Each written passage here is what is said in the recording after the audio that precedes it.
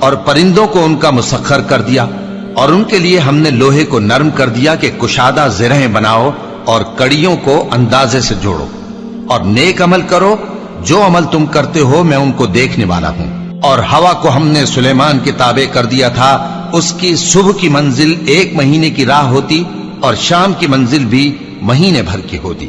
اور ان کے لیے ہم نے تانبے کا چشمہ بہا دیا تھا، اور جنوں میں سے ایسے تھے جو ان کے پروردگار کے حکم سے ان کے آگے کام کرتے تھے، اور جو کوئی ان میں سے ہمارے حکم کے خلاف کرے گا اس کو ہم جہنم کی آگ کا مزہ چکھائیں گے۔ وہ جو چاہتے یہ ان کے لیے بناتے، یعنی قلعے اور تصویریں اور بڑے بڑے لگن جیسے تالاب اور دیگیں جو ایک ہی جگہ رکھی رہیں۔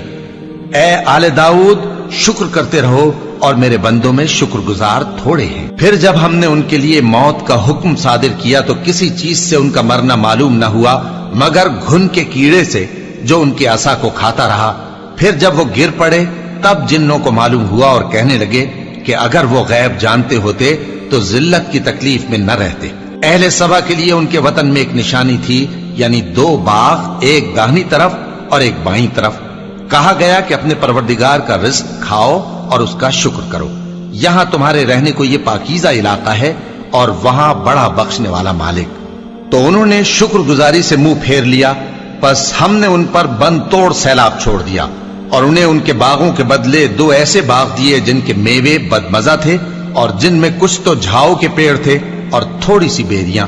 یہ ہم نے ان کو ناشکری کی سزا دی، اور ہم سزا ناشکرے ہی کو دیا کرتے ہیں۔ اور ہم نے ان کے اور ملک شام کی ان بستیوں کے درمیان جن میں ہم نے برکت دی تھی ایک دوسرے کے متصل دیہات بنائے تھے جو سامنے نظر آتے تھے، اور ان میں آمد و رفت کا اندازہ مقرر کر دیا تھا کہ رات دن بے خوف و خطر چلتے رہو۔